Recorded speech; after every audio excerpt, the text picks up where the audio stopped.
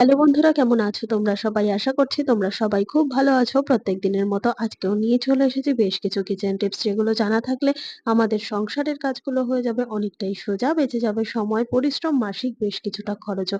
আর আজকে সেই রকমই বেশ কিছু জানা অজানা টিপস আমাদের সাথে শেয়ার করবো, যেগুলো দেখলে আমাদের প্রত্যেকের কোনো না কোনো উপকারে আসে। চলো তাহলে আজকের ভিডিওটা শুরু করা যাক। আমরা যারা মহিলারা অনেক বেশি জলের কাজ করি, যেরকম রান্নাঘরে বেশ কিছু জলের কাজ করতে হয়, জামা কাপড় কাচা থেকে শুরু করে ঘর মোছা, এরকম নানান জলের কাজকর্ম করি অনেক বেশি পরিমাণে।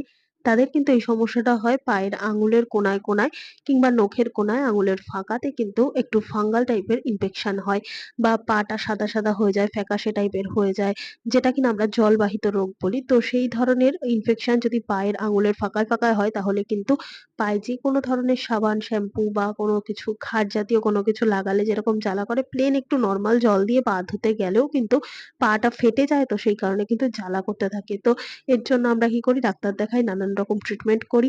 তো আজকে থেকে যদি ঘরোয়া এই উপায়টা আমরা করে নিতে পারি, তাহলে পায়ের এই ধরনের যে পা ফেটে গেলে যে চামড়ায় জ্বালা জ্বালা করে বা নখের কোনায় যে জ্বালা বা ব্যথা করে, সেগুলো কিন্তু আর হবে না। তার জন্য একটা রসুন নিয়ে নিয়েছি। রসুনটাকে ভালো করে খোসা ছাড়িয়ে নখের কোনা কানাচিগুলো বা পায়ের ফাঁকার মধ্যেখানে যে এরকম ফেটে গেছে, তো সেই রকম জায়গায় এই রসুনের রস লাগাও, বা এইভাবে ৩-৪ ঘন্টা বা রাতে ঘুমানোর সময় এইভাবে আঙুলের ফাঁকায় ফাঁকায় রসুন দিয়ে রাখো। তাহলে দেখবে বন্ধুরা, রসুনের যে একটা অ্যান্টিসেপটিক একটা ব্যাপার রয়েছে, বা রসুনের রসে যে উপকারটা রয়েছে, সেটা কিন্তু আমাদের এই ধরনের রোগ অনেক তাড়াতাড়ি সারিয়ে তুলতে উপকার দেবে। আর তার জন্য কিন্তু আমাদের কোনো রকম ডাক্তার দেখানো বা মেডিসিন নেওয়ার কোনো রকম প্রয়োজন নেই। ঘরোয়া টোটকাটা করলে কিন্তু পায়ের মধ্যে চামড়ার যে সমস্ত রোগ আছে, সেটা কিন্তু অনেকটাই কমে যাবে। আশা করছি টিপসটা কাজে দেবে। দেখে নাও পরের টিপস। আচ্ছা বন্ধুরা, আমরা কিন্তু প্রত্যেকেই চাল কিনি, আর সেই চাল দিয়ে প্রত্যেকদিনই ২ বার বা ৩ বার ভাত হয়ে থাকে। কিন্তু সেই চাল কতটা খাঁটি, বা এই চাল খেলে কোনো রকম শরীর খারাপ করবে কিনা, এটা কি আমরা কখনো যাচাই করি? না বন্ধুরা। এই চাল দেখে কিভাবেই বা বুঝবো এই চালটা ভালো কিনা? এখন কিন্তু বাজারের সমস্ত কিছুই প্লাস্টিকের বা ডুপ্লিকেট বেরিয়ে গেছে। আর চালও কিন্তু মাঝে মধ্যে শোনা যায় প্লাস্টিকের বেরিয়েছে। তো কিভাবে আমরা বুঝে নেব এই চালটা আদৌ প্লাস্টিকের কিনা?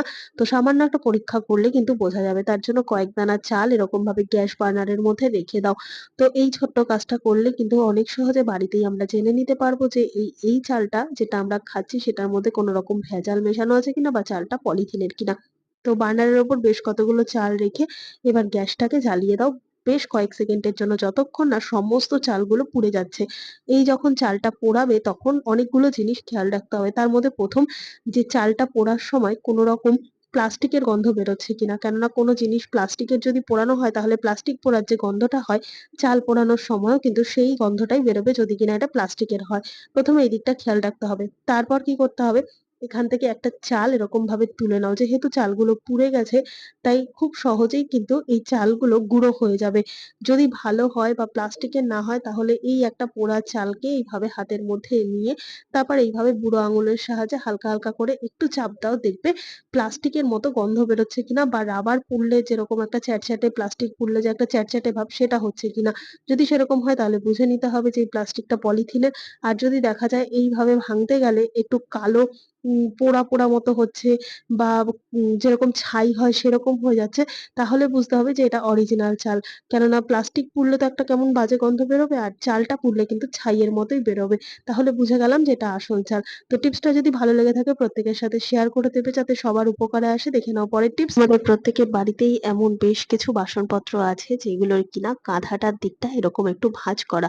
মানে এই যে ভাঁজটা রয়েছে না বাসনের, তো এই সমস্ত বাসনের এই ভাঁজের মধ্যে কিন্তু প্রচুর পরিমাণে খাবার আটকে থাকে। প্রত্যেকদিন মাজা ঘষা করলেও এই খাবারের টুকরোগুলো কিন্তু বেরোতে থাকে না।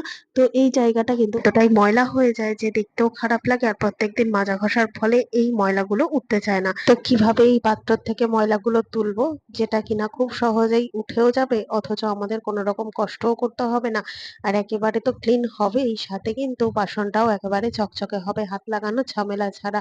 তো তার জন্য নিয়ে নিতে হবে সুই বা সেফটি পিন। তো এই ধরনের যে ছুঁচালো ভালো ধরনের যে সমস্ত জিনিসগুলো আছে সেই জিনিস দিয়েই কিন্তু সুন্দর মতো এর কোনা কানাচিগুলো পরিষ্কার হবে। তো দেখো বন্ধুরা, সেফটি পিনের মুখটা যেহেতু ছুচালো আর এইভাবে যেহেতু ভিতর পর্যন্ত এই ফাঁকের ভিতর পর্যন্ত ঢুকে গিয়ে এই ভিতরের ময়লাটাকে টেনে বের করতে পারবে, তাই এই ধরনের যে কোনো জিনিসই কিন্তু খুব সুন্দর মতো এই জায়গাগুলো পরিষ্কার করে দেবে। আর এইভাবে পরিষ্কার কারণে দেখতে পাচ্ছ যে কত সুন্দর মতো কিন্তু সমস্ত যে ময়লাগুলো সেগুলো বেরিয়েও আসছে। আর এইভাবে পরিষ্কার করে নিলে তারপর যে পাত্রটা এত সুন্দর মতো পরিষ্কার হবে, দেখতেও বাজে লাগবে না। আর এই নোংরাগুলো থাকলে কিন্তু আমাদের বাসনও অপরিষ্কার থাকে। তাই এইভাবে যদি ময়লাগুলোকে আমরা পরিষ্কার করে নিতে পারি তাহলে কিন্তু অনেকটাই সুবিধা হয়। আর এই ময়লাগুলো বিশেষ করে দেখবে থালা বা বাটি বা এই ধরনের যে কাঁধা উঁচু একটু বাসনপত্রগুলো আছে না, সেগুলোতেই কিন্তু হয়। তো আশা করছি এই ছোট্ট টিপসটা কাজে দেবে। ভালো লাগলে লাইক করতে ভুলো না। দেখে নাও পরের টিপস। আমের সিজনে প্রচুর পরিমাণে কি আমরা আম খাচ্ছি, ভুল করেও কিন্তু এই কাজটা করব না। আম খাওয়ার আগে এই ছোট্ট কাজটা করে নিলে আমাদের অনেক রকম সমস্যার থেকে রেহাই পাবো। কিভাবে?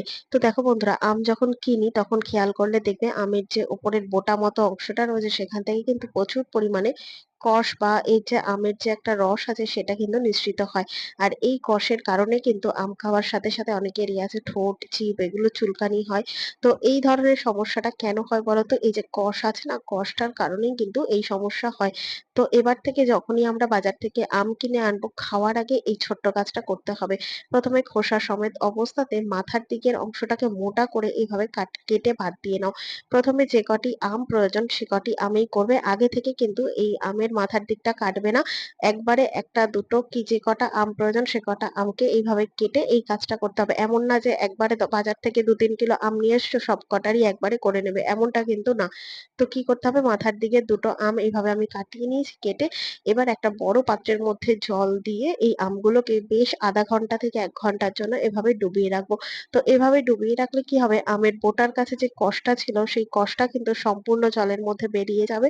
আর যার কারণে কিন্তু এই আম খেলে কোনো রকম সমস্যা হবে না। তবে কখনোই খোসা ছাড়িয়ে কাজটা করা একেবারেই উচিত না। খোসা সমেত এই কাজটা করতে হবে আর কখনোই ইচিং হবে না। টিপসটা ভালো লাগলে অবশ্যই একটা লাইক করে দেবে আর প্রচুর প্রচুর শেয়ার করবে। তো চলো দেখে নাও পরের টিপস। আমরা যখন বাড়ির বাইরে কোথাও বেরোই এই প্রচন্ড গরমে কিন্তু আমরা কিছু নিই না নিই এক বোতল জল অন্তত নিই। কিন্তু এই ধরনের বোতলগুলোয় যখন আমরা জল ক্যারি করব তখন আমাদের হাতের মধ্যে যে ব্যাগই থাকুক না কেন সেই ব্যাগের মধ্যেই আমরা বোতলটাকে ক্যারি করি। কিন্তু এই ধরনের হ্যান্ড ব্যাগ হোক বা আমাদের যেকোনো ব্যাগ হোক না কেন, সেই বোতলটা যখন আমরা ব্যাগের মধ্যে ক্যারি করব তখন আমরা বোতলটাকে যদি এইভাবে লম্বালম্বি করে দাঁড় করিয়ে রাখতে যাই সেক্ষেত্রে কিন্তু দাঁড়িয়ে থাকেই না।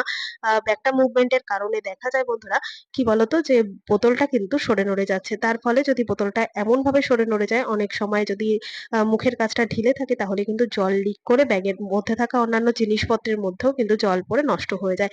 তো ব্যাগের মধ্যে বোতলটাকে ঠিকঠাক মতো রাখার জন্য এখানে নিয়ে নিয়েছি একটা রাবার ব্যান্ড। এই ধরনের একটু মোটা ফেব্রিকের রাবার ব্যান্ড নেবে আর নিয়ে নিয়েছি একটা সেফটি পিন। তো সেফটি পিন দিয়ে কিন্তু সুন্দর মতো আমরা বোতলটাকে এক জায়গায় রাখতে পারবো। এইভাবে রাবার ব্যান্ডটাকে সেফটি পিন দিয়ে আটকে নাও।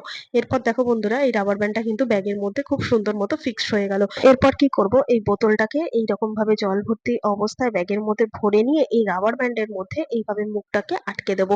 তো এইভাবে যদি আটকে দিই তাহলে দেখবে বন্ধুরা, ব্যাগটা যতই মুভমেন্ট হোক না কেন এই ভরা বোতলটা কিন্তু ব্যাগের মধ্যে একই রকম ভাবে থাকবে, কোনোভাবে মুভমেন্ট হবে না, পড়ে যাবে না, সরে যাবে না। তো জলটাও কিন্তু লিক হবে না। তো এইভাবে যদি আমরা বোতলটাকে ক্যারি করি তাহলে দেখবে বন্ধুরা অনেকটা কিন্তু সুবিধা হচ্ছে। আর জল পড়ে গিয়ে যে ব্যাগের মধ্যে কোনো রকম নষ্ট হয়ে যেত কোনো কাগজপত্র বা দরকারি কোনো জিনিস, সেটাও হবে না। তো আশা করছি আজকে সমস্ত টিপস তোমাদের কাজে দেবে। ভালো লেগে থাকলে লাইক কমেন্ট শেয়ার করে পাশে থাকবে। আমার এই ভিডিওটা কে কোথা থেকে দেখছো কমেন্ট করে জানাতে ভুলবে না। দেখা হবে আবার অন্য কোনো ভিডিওর সঙ্গে। ধন্যবাদ।